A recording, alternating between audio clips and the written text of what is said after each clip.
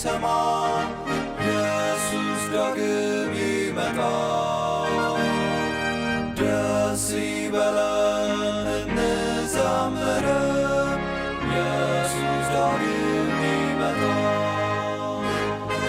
ይመለሳል ይመለሳል ኢየሱስ ዳግም ይመጣል። ካለውና ከነበረው ከሚመጣውም በዙፋኑም ፊት ካሉት ከሰባቱ መናፍስት ከታመነውም ምስክር ከሙታንም በኩር የምድርም ነገሥታት ገዥ ከሆነው ከኢየሱስ ክርስቶስ ጸጋና ሰላም ለእናንተ ይሁን። የተወደዳችሁ የእግዚአብሔር ቤተሰቦች እግዚአብሔር አምላካችንን እናመሰግናለን። እንደገና በምሕረቱ ባለጸጋ የሆነ እግዚአብሔር ሌላን ቀን በሕይወታችን ላይ ጨምሮልናል። አምላካችንን እናመሰግናለን። እናንተም እንኳን ወደዚህ የቃሉ ማዕድ በሰላም መጣችሁ። ከቃሉ ልታዳምጡ ወደ እናንተና ወደኛ መጥቶ ሊያስረዳን የወደደውን መንፈስ ልናዳምጥ እንድንችል በእድሜያችን ላይ ይህ ቀን ስለተጨመረልን አምላካችንን እያመሰገንን ወደ አዘጋጀልን የቃል ማዕድ አብረን እንገባለን። ወንድማችሁ ታምራት ኃይሌ ነኝ ከለንደን።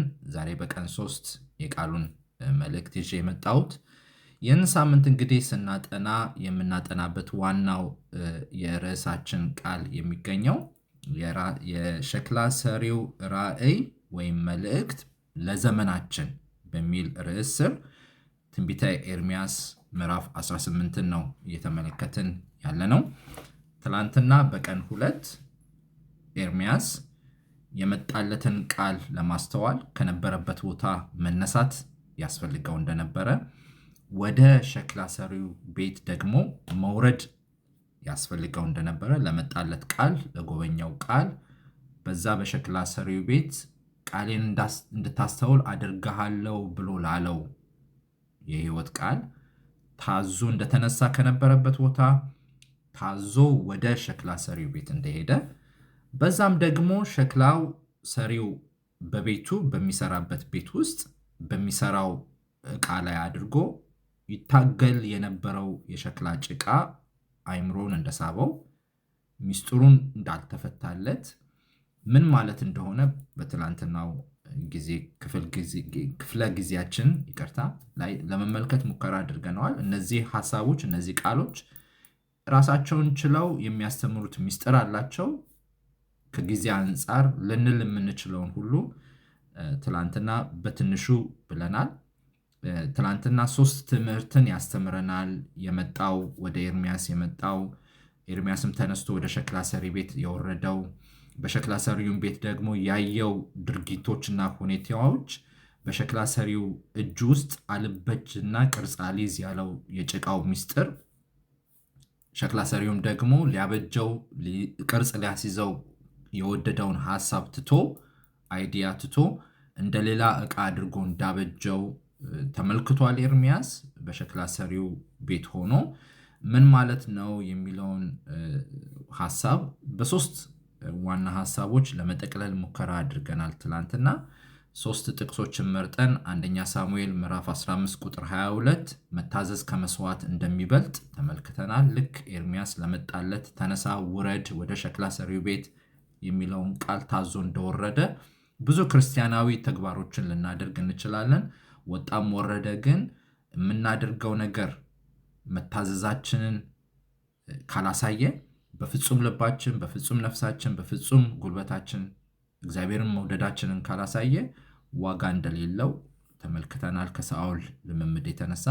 ሁለተኛው ትምህርት ትንቢተ ኢሳይያስ 29:16 በልዑል በእግዚአብሔር እጅ ውስጥ የምንሰራ ጭቃዎች መሆናችንን፣ ተሰርተን ተበጅተን ያላለቅን መሆናችንን ለመመልከት ሞክረናል። በሶስተኛነት የተመለከትነው ዋና ሐሳብ ለታሰብንበት ዕቃ በመበጀት ላይ ያለን እግዚአብሔር ያሰበው ያለመው በእኛ ላይ ሊፈጽመው ያለው ዋና የተፈጠርንበት ዓላማ ቢኖርም ለሱ ግን ከኃጢአት የተነሳ ከበደለኝነት የተነሳ መኖር ስላቃተን እግዚአብሔር አውጥቶ ያልወረወረን እንዳልሆነ፣ ነገር ግን ተስፋ ሳይቆርጥብን ዛሬም ነገም እስኪመጣ ድረስ የልጁ ምጽአት እስኪሆን ድረስ ለሁሉም ብድራቱ እስኪከፈለው ድረስ በቤቱ የምንበጅ ጭቃዎች፣ የሸክላ ዕቃዎች መሆናችንን ተመልክተናል። ሮሜ ምዕራፍ 9 ቁጥር 22ን መሰረት በማድረግ ዛሬ ደግሞ የቃሉ ፍችና መልእክት በሚል ርዕስ ስር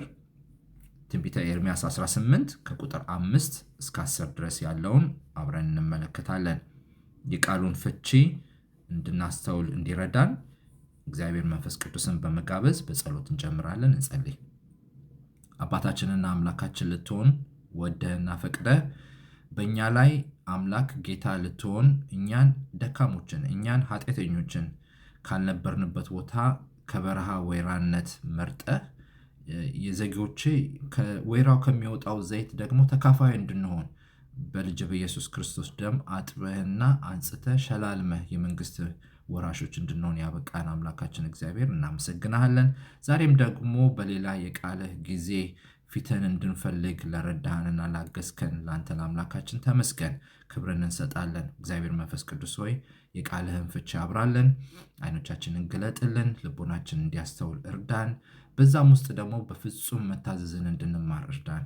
የቃልህ ፍቺ ያበራልና እግዚአብሔር መንፈስ ቅዱስ ሆይ ቃልህን እንድታበራልን ቃልህን እንድናስተውል እንድትረዳን ጊዜና ሰዓቱን በፊትህ እናስረክባለን። ይህንን ሁሉ ጻድቅ በሆነው በሞተልን ኃጢአታችንን ዋጋ በከፈለልን ለመንግስቱ ካህናት እንድንሆን ባበቃን ደግሞም ተመልሶ በሚመጣው እርሱ ባለበት እኛ እንድንኖርለት በሚነግሰው ለዘላለም አልፋ ኦሜጋ ተብሎ በሚጠራው በሕያው ልጅ በኢየሱስ ክርስቶስ ስም ጸልየን፣ አሜን። ትንቢተ ኤርምያስ ምዕራፍ 18 ከቁጥር 5 እስከ 10 ድረስ ያለውን በክፍል 3 ላይ የቃሉ ፍቺ እና መልእክት በሚል ርዕስ ስር የምንመለከተው ይሆናል። በማንበብ ጀምራለሁ። ትንቢተ ኤርምያስ 18 ከቁጥር 5 እስከ 10። የእግዚአብሔርም ቃል ወደ እኔ እንዲህ ሲል መጣ። የእስራኤል ቤት ሆይ ይህ ሸክላ ሰሪ እንደሚሰራ በውኑ እኔ በእናንተ ዘንድ መስራት አይቻለኝምን? እነሆ ጭቃው በሸክላ ሰሪው እጅ እንዳለ እንዲሁ እናንተ በእኔ እጅ አላችሁ። ስለ ሕዝብ ስለ መንግስትም እነቅል አፈርስም አጠፋም ዘንድ በተናገርኩ ጊዜ ይህ ስለ እርሱ የተናገርኩበት ሕዝብ ከክፋቱ ቢመለስ እኔ አደርግበት ዘንድ ካሰብኩት ክፉ ነገር እጸጸታለሁ።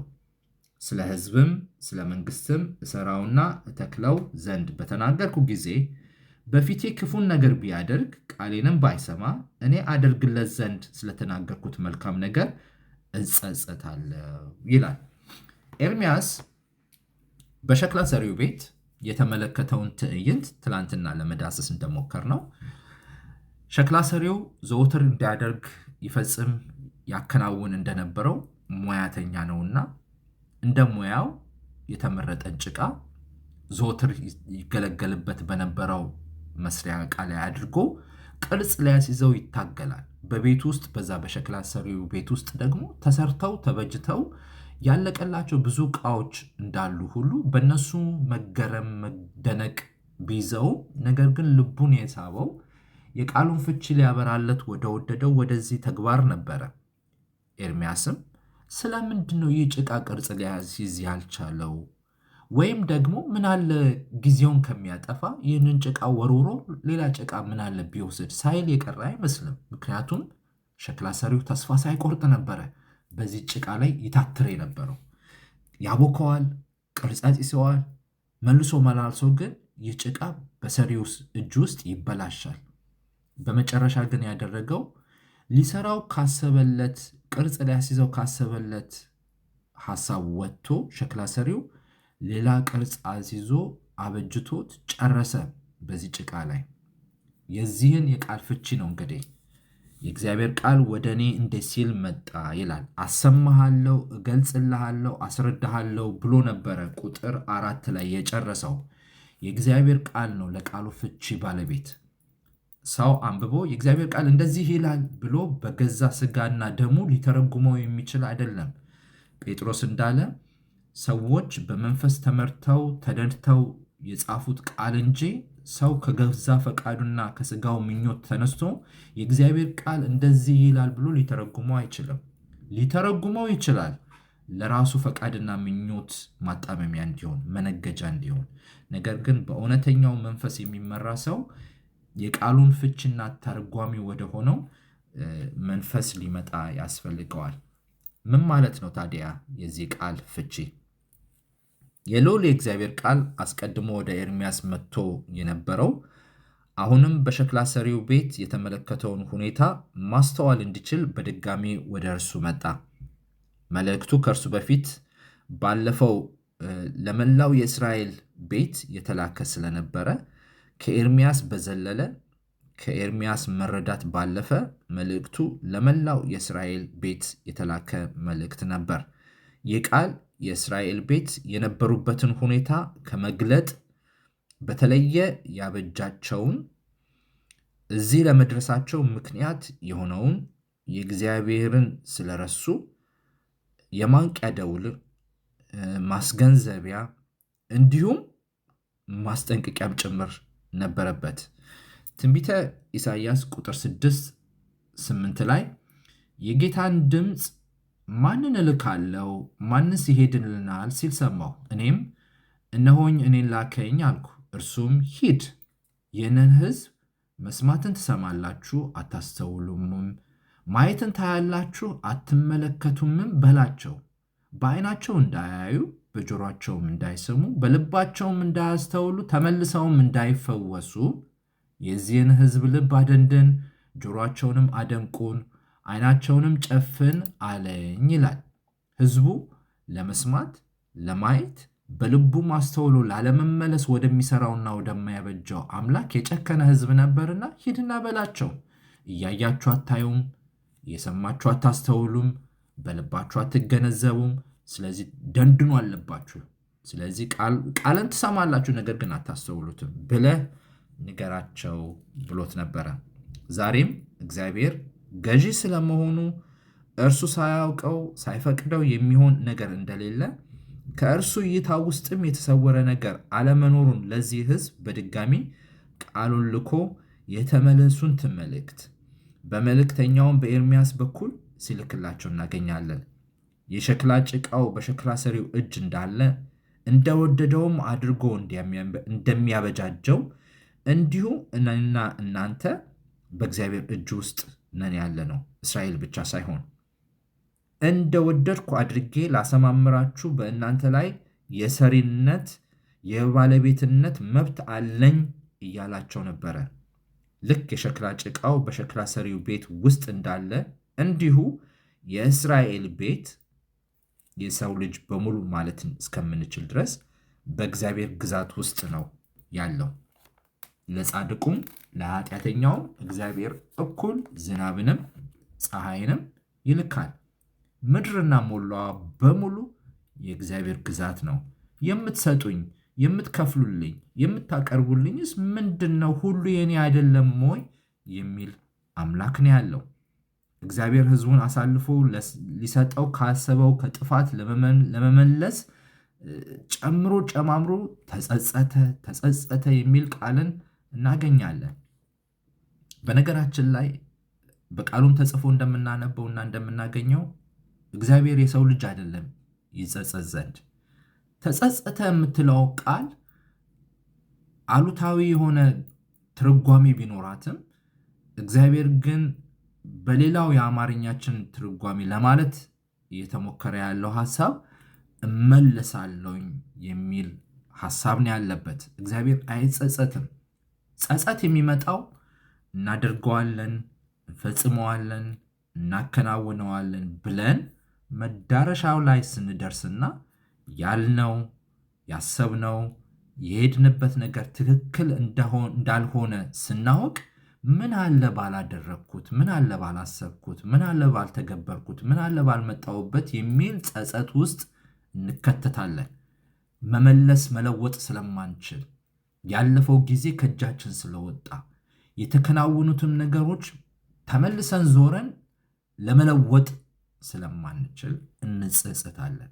ወደፊት ላለመራመድም ደግሞ እንቅፋት ይሆኑብናል። እግዚአብሔር እንደዚህ አይደለም። ትላንትና ዛሬና ነገ በእጆቹ ውስጥ ናቸው። እሱ ጊዜን አበጀ እንጂ ጊዜ አይዘውም። ከጊዜ ውጭ ነው።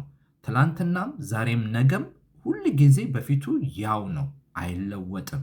ስለዚህ ሰው እንደሚጸጸተው እግዚአብሔር አይጸጸትም። ከዛ ይልቅ ግን እግዚአብሔር አደርጋለሁ ካለው መልካም ነገር ሊመለስ ይችላል። አደርጋለሁ ካለው ክፉም ነገር ሊመለስ ይችላል። ሁለትን በተጻራሪነት እንዲያስተውሉ ኤርምያስንም ሕዝበ እስራኤልንም በእንደዚህ አይነት መንገድ ሲገልጽላቸው ይችላል። ሸክላ ጭቃ በሸክላው ቤት እንዳለ በሸክላ ሰሪውም እጅ እንዳለ እናንተ በእኔ እጅ ውስጥ ናችሁ። ሸክላ ሰሪው በእጁ ውስጥ ያለውን ጭቃ እንደወደደ እንደሚያበጀው ሁሉ እኔ እንደወደድኩ አድርጌ ላበጃችሁ በእጄ ውስጥ ናችሁ። ማለት በእኔ ግዛት ውስጥ ናችሁ። ከፈቃዴ ልትወጡ አትችሉም። ስለዚህ ጭቃነታችሁን አስተውሉ፣ እኔ ደግሞ በእናንተ ላይ ሰሪ ነኝ እያላቸው ነው። ይህንም ማስተዋል ካቃታችሁ ግን ሁለት ምሳሌ ልስጣችሁ። አንደኛው አንድ ክፉ መንግስት አደርግበታለሁኝ እፈጽምበታለሁኝ ካልኩበት ክፉ ሐሳብና ድርጊት ይህ መልእክት ደርሶት ስለ ሕዝብ ስለ መንግስት የተናገርኩበትን ነገር አስተውሎ ከክፉ ስራው ቢመለስ ድሮ ያደርገው ድሮ ይፈጽመው ድሮ ይከውነው የነበረውን ነገር አስተውሎ ስህተት መሆኑ ገብቶት ከክፉ ስራው ቢመለስ እኔ ደግሞ ክፉ አደርግበታለሁኝ፣ ክፉ መልስበታለሁኝ፣ ለብድራቱ ሰጠዋለሁኝ፣ ምክንያቱም ጽዋው ሞልቷል ብዬ ካልኩት ሐሳብ እጸጸታለሁኝ ወይም እመለሳለሁኝ ወይም አደርግበታለሁ ብዬ ከወሰንኩት ውሳኔ እመለሳለሁ ብሎ ይላል። ይህንን ለማስተዋል የነነዌን ሰዎች ማሰብ ቀሊል ያደርገዋል። የነነዌ ሰዎች እግዚአብሔር ክፋታቸው ሰማይ ስለደረሰ ማስጠንቀቂያ የተመለሱን ጥሪ ልክ ኤርምያስን ልኮ ለሕዝበ እስራኤል ይነግር እንደነበረ ሁሉ ለቤተ እስራኤል ይነግር እንደነበረ ሁሉ በዛም ጊዜ ዮናስን ተነሳና ወደ ነነዌ ሰዎች ውረድ፣ እንዲህና እንዲያበላቸው ባይመለሱ በ3 ቀን እገለብጣችኋለሁኝ፣ ክፉ አስቤባችኋለሁኝ ብለህ ንገራቸው ብሎ አለ። ዮናስ ምን አደረገ? ትንቢተ ዮናስ ምዕራፍ 1ን ገና አረፍተ ነገሩን ስትጀምሩ ዮናስም ተነስቶ ወደ ተርሴስ ኮበለለ ይለናል። ኤርምያስ ተነስቶ ወደ ሸክላ ሰሪው ቤት እንደታዘዘን ሄደው፣ በአንጻሩ ግን ዮናስ የእግዚአብሔርን ድምፅ ሰምቶ ወደ እርሱ የመጣውን ቃል ሰምቶ እንደ ኤርምያስ ሲታዘዝ አናገኘውም። ከዛ ይልቅ ግን በክፍል 1 መግቢያችን ላይ እንደተነጋገር ነው የሰው ልጅ ከእግዚአብሔር ሲኮበልል ነው ታሪኩን የምናነበው። ዮናስም ከዚህ የተለየ አይደለም ሰው ስለሆነ። ስለዚህ ተነሳ ይላል። ወዴት ኮበለለ? ወደ ተርሴስ ኮበለለ። ወደ ነነዌ ሰዎች አይደለም የሄደው፣ ወደ ተላከበት ስፍራ አይደለም የወረደው። መነሳትስ ተነስቷል። ወደ የምትለዋ ቃል ግን መዳረሻዋ ከእግዚአብሔር ሐሳብ የተለየ ነበረ እና የነነዌ ሰዎች ታሪኩን እንደምናስበው እንደምናነበው መጽሐፉን ስናጠና ትንቢተ ዮናስን እንደተጻፈልን ዮናስ በብዙ ነገር ተምሮ መሄዱ አልቀረም፣ ሄደ እና እግዚአብሔር እንደዚህ ይላል፣ ተመለሱ፣ ንስሐ ግቡ፣ እምቢ ብትሉ ግን በ3 ቀን እናንተም ከተሞቻችሁም ትጠፋላችሁ በተባሉ ጊዜ ከንጉሱ ጀምሮ እስከ እንስሳ ድረስ የሚያጠባ ሕፃን ልጅ፣ ወንድ፣ ሴት፣ ታላቅ፣ ታናሽ፣ ገዢ፣ ተገዢ፣ ባሪያ፣ ጨዋ፣ ንጉስ፣ ንግስት ሳይል ሁሉም ጾሙ፣ ጸለዩ፣ ከክፉ ስራቸውም ተመለሱ። እግዚአብሔርም ሊፈጽምባቸው ከነበረው ክፋት ተመለሰ። ይህ መመለሳቸው ዮናስን አናደደው፣ አበሳጨው። እንዴት ሊሆን ይችላል አለ። ድሮም አውቄአለሁኝ፣ ልታሳፍረኝ፣ በሰው ፊት ልታሳጣኝ፣ እግዚአብሔር እንደዚህ ይላል ብዬ ያልኩት እንደማይፈጸም ገብቶኝ አልነበረ ወይ? እኔ ወደ ተርሴስ የኮበለልኩት አንተ መሐሪ እንደሆንክ አውቃለሁኝ ብሎ ተበሳጨ። እግዚአብሔር ግን በእጁ ውስጥ ያሉት ጭቃዎች በከንቱ ተወርውረው እንዲጠፉ የሚፈልግ አምላክ አይደለም። እንደገና የንስሐን ጊዜ ሰጣቸው። እንደገና ተመለሱ፣ እድሉን ተጠቀሙበት። እግዚአብሔርም ሊያደርግባቸው ከነበረው ክፉ ነገር ተመለሱ። በአንጻሩ ደግሞ ይላል መልካም ነገር አደርግልሃለሁ፣ ስለ ሕዝብ ስለ መንግስት አደርግልሃለሁ፣ ፈጽምልሃለሁ ያልኩት ሕዝብ ከመልካምነቱ ተመልሶ ክፉ ነገር ቢያደርግ እኔ መልካም አደርግልሃለሁ ካልኩት ሐሳቤ እመለሳለሁ፣ እጸጸታለሁ፣ ስለዚህ መልካም ነገር አያገኘውም ብሎ ሲል እናገኛለን። ሌላም መንግስት እንደዚህ ማንሳት እንችላለን። እግዚአብሔር መልካምን ነገር አደርግላቸዋለሁኝ፣ ትፈጽማላችሁ፣ ትከናወናላችሁ ብሎ ካላቸው ሲጠፉ ሲመለሱ እናገኛለን። ለምሳሌ የመሳፍንትን የኢያሱን መጽሐፍ አጥንታችሁ ወደ መሳፍንት መጽሐፍ ስትሻገሩ እግዚአብሔር የገባውን ቃል ኪዳን አክብሮ ከግብፅ አውጥቶ ለአባቶቻቸው የገባውን መሐላ ማርና ወተት የምታፈሰውን አገር በኢያሱ በኩል አድርጎ ካወረሳቸው ካከፋፈላቸው እያንዳንዱ ነገድ የተገባለትና የተመደበለትን ስፍራ ከያዘ በኋላ እግዚአብሔር ማስጠንቀቂያ ሰጥቷቸዋል። በመካከላችሁ ወይም በዙሪያችሁ ያሉትን እነዚህን የአሕዛብ መንግስታት ካላስወጣችሁ፣ ካላባረራችሁ ለጎናችሁ ውጋት፣ ለዓይናችሁ እሾክ ይሆኑባችኋል፣ ከእኔ ልባችሁን ያስኮበልላሉ፣ ሴት ልጆቻችሁን እንዳትሰጡ፣ ከእነሱም እንዳትወስዱ፣ እንዳትጋቡ፣ እነሱን እንዳትመስሉ፣ ምክንያቱም ጣዖት ማምለክን ያስተምሯችኋል፣ ክፉ መስራትን ያስተምሯችኋል ብሎ አስጠንቅቋቸው። እስራኤል ግን ላለመዋጋት፣ በተለይ ኤፍሬማውያን ላለመዋጋት፣ ህዝቡን ላለማስወጣት አስገብረው አስቀምጧቸው። ክፉ ስላልነኳቸው፣ ክፉ ስላልደረሱባቸው ተስማምተው ኖሩ። ውሎ አድሮ አይቀርም እግዚአብሔር እንዳለው ለዓይናቸው ሾክ፣ ለጎናቸው ደግሞ ውጋት ሆነውባቸው ውለው አድረው ጠላቶቻቸው ጠላት ሲሆኑባቸው እናገኛለን። ከዚህም የተነሳ እግዚአብሔር በዛች ምድር ላይ ለዘላለም ትቀመጣላችሁ ብሎ ያለላቸውን መልካም ነገር ይህ ህዝብ ካለመታዘዙ የተነሳ ሲጎልበት እናገኛለን። የቃሉ ፍቺ በዚህ ዘመን ላለነው በምህረቱ ታዛ ስር ራሳችንን ላስጠጋን፣ በድንቅ አጠራሩ ጠርቶ ባልተገባን ስፍራ ከወይራው ከሚወጣው ዘይት ተካፋዮች ለመሆን ለበቃን የቃሉ ፍቺና መልእክት ቀድሞ እንደነበረ ቀድሞ እንደተነገረ አሁንም ያው ነው፣ አልተለወጠም። ዘመን የማይለውጡት ዘመን የማይሽሩት ዘመን ሲለወጥ የማይለወጥ አምላክ ስለሆነ ትላንትናም ዛሬም እስከ ለዘላለምም ድረስ ቃሉ ያው ነው። እናንተ የእስራኤል ቤቶች ሆይ የጠፋችሁት ከዚህ የተነሳ አይደለምን? እኔ አልለወጥም ያለ አምላክ ነው ያለው። ስለዚህ ጥሪው ሁሉን አድራጊነቱን በማወቅ ወደ እኔ ተመለሱ እንደነበረ ሁሉ ለእስራኤል ሕዝብ አሁንም ያው ነው። ከእኔ የተሰወረ ነገር የለም። ሁሉ የሚሆነውን በእኔ ፈቃድ ነው። እኔ ሳላውቀው የሚሆን ነገር የለም። ክፉ ለሆነ ሕዝብ መንግስት ተመለስ ብዬ መልእክት ልኬለት ቢመለስ እኔ ክፉ አድርግበታለሁ ካልኩት ነገር እንደምጸጸትና እንደምመለስ ሁሉ መልካም አደርግልሃለሁ ላልኩት ሕዝብና መንግስት መልካም ነገር እንዳያገኘው ክፉ ነገር በማድረጉ ቢቀጥል መልካም ነገር አደርግልሃለሁ ካልኩት ነገር እመለሳለሁኝ እንዳለ ሁሉ አሁንም እግዚአብሔር መልእክቱ ያው ነው። ትንቢተ ሚልክያስ ምዕራፍ 1 ከቁጥር 6 እስከ 8 ድረስ እናንተ ስሜን የምታቃልሉ ካህናት ሆይ ልጅ አባቱን ባሪያም ጌታውን ያከብራል። እኔስ አባት ከሆንኩ ክብሬ ወዴት አለ? ጌታስ ከሆንኩ መፈራቴ ወዴት አለ? ይላል የሰራዊት ጌታ እግዚአብሔር። እናንተም ስምህን ያቃለልን በምንድን ነው ብላችኋል። በመሠዊያዬ ላይ ርኩስ እንጀራ ታቀርባላችሁ።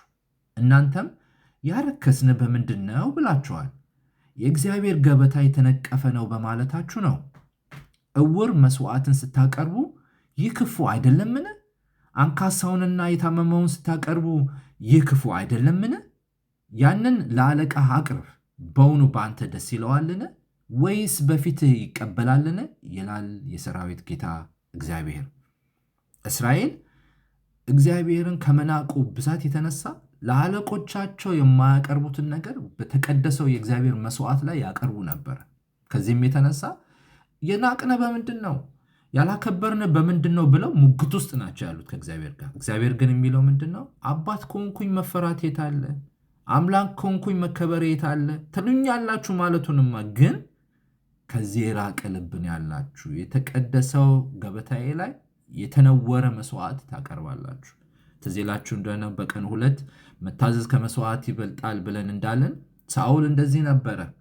አጥፋ፣ ወንድ ሴት፣ ትልቅ ትንሽ፣ የሰባ ኮርማ ምናምን እንዳትል፣ ሁሉ ነገር በፊቴ እርኩስ እርም ነውና አጥፋ በተባለ ጊዜ ያገሱ የነበሩትን የሰቡ የተባሉትን ጥሩ ጥሩ የተባሉትን አስተረፈ። በዓይኑ አምረውት እንደነበረ ልክ ሶምሶን ፍልስጤም መንደር ወርዶ በዓይኑ የገባችሁን ካላጋባችሁኝ ብሎ የቁልቁሊት ሕይወት እንደጀመረ ሁሉ እስራኤል እንደዚህ ነበረ እና በሚልኪያስ አድርጎ አሁንም እግዚአብሔር ሕዝቡን ይወቅሳል። ተጠንቀቁ፣ ማስጠንቀቂያ ይልካል። ተመለሱን ጥሪ ያቀርባል። እኔ ሰሪያችሁ ነኝና እሰራችኋለሁ፣ ስለዚህ ተመለሱ ይላል። ያን ጊዜ ይሰጥ እንደነበረው መልእክት ዛሬም በዘመኑ እግዚአብሔር የተመለሱን መልእክት እየሰጠነን ያለን። በልዕልናው ጸንቶ ያለው የእግዚአብሔር ቃል በዚህም ሆነ በዛ መፈጸሙ አይቀሬ ነው። ነገር ግን ቃሉ ለመጣልን አድማጮች ከሁለት አንዱን ምርጫ እናደርጋለን።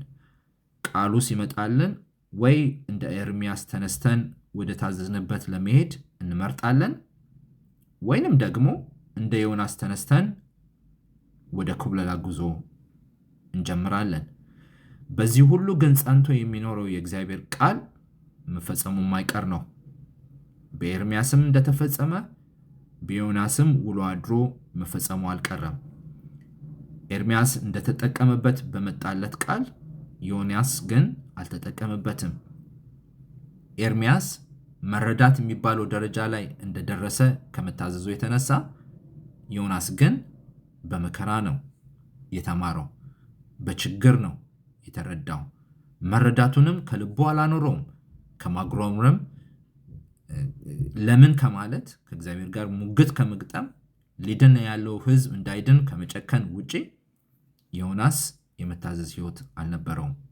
ስለዚህም የቃሉ ፍቺ ዛሬም በዚህ ዘመን ውስጥ የሚያስተምረን መልእክት ስንሰማ እንድንታዘዝ፣ ስንሰማ እንድንመለስ፣ ወደ ሰሪና ወደ አበጃችን አምላክ ልባችንን ዞር እንድናደርግ ነው።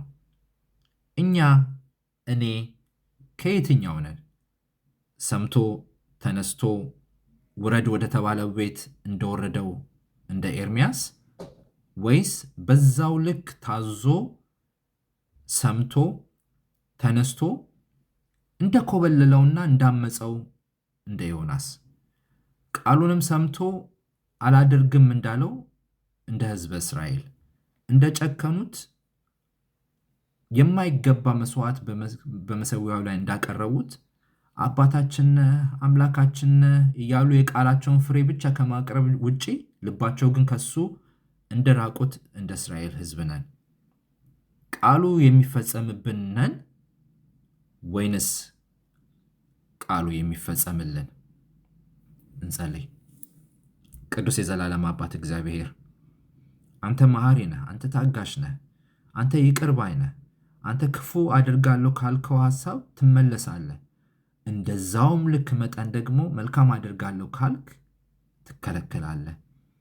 ሰምተንህ ለከለከልንህ፣ ሰምተንህ ለክፉ መዳረሻ ለተሰጠንበት የአመፀኝነት ሕይወታችን ይቅር በለን። አባት ነህ ብለንህ፣ አምላክ ነህ ብለንህ ላላከበርንህና ላልታዘዝንህ ሕይወታችን ይቅር በለን። ዛሬ ቅዱስ በሆነው መስዋዕትህ ላይ የከበረውን መስዋዕት እንድናቀርብ እንዳልከው የተቀደሰ መስዋዕት መታዘዛችሁ ነው እንዳልክ የሚታዘዝ ልብ ፍጠርልን። የቀናውን መንፈስ በውስጣችን አድስልን። ንጹሕ ልብን ፍጠርልን። አካሄዳችን መጨረሻው የጥፋት ነውና በፊታችን ቅን ቢመስልም ትክክል ቢመስልም ግን ፍጻሜው ድምዳሜው የጥፋት ነውና አቤቱ ጌታ ሆይ ከምንኮበልልበት መንገድ መልሰን። ዛሬ እንደ ኤርምያስ ቃልህ መጥቶልናል። ስለዚህ ሰምተን እንድንታዘዝ እርዳን። ስለምትረዳንም እናመሰግናለን። የሰጠህን ጸጋ በቂ ነው፣ ከበቂም በላይ። ጎዶሎ የሆነ ጸጋ አልሰጠህንም። ጎዶሎ የሆነ ደም አላፈሰስክልንም። ጎዶሎ የሆነ መስዋዕት አላቀረብክም። በቂ ነው፣ ከበቂም በላይ። ስለዚህ በቂ በሆንከው በአንተ በእግዚአብሔር እንድንደገፍብህ እርዳን። አለመብቃታችን ተለውጦ በአንተ በቂዎች መሆን እንችላለንና ወደ አንተ የምንመለስበትን ልብ አብዛለን። ስለሰማን እናመሰግናለን። ክብር በሰማይ ክብር በምድር ከዘላለም እስከ ዘላለም ላንተ ይሁን። በቅዱስ ልጅ በክርስቶስ ኢየሱስ ስም ጸለይን፣ አሜን። እግዚአብሔር አምላካችንን ስለነበረን ጊዜ እናመሰግናለን። በቀን 4 እስክንገናኝ ድረስ የእግዚአብሔር ቸርነት፣ የእግዚአብሔር ምሕረት እና ጥበቃው በያላችሁበት ከእናንተ ጋር ይሆን እላለሁኝ። እግዚአብሔር ይባርካችሁ።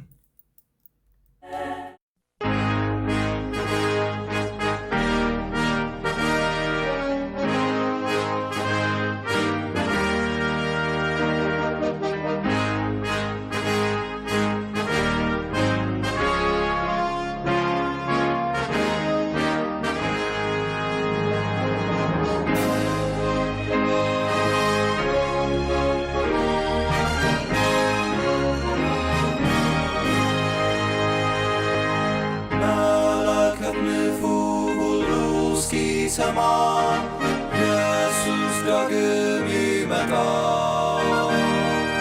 ደስ ይበለን እንዘምር፣ ኢየሱስ ዳግም ይመጣል።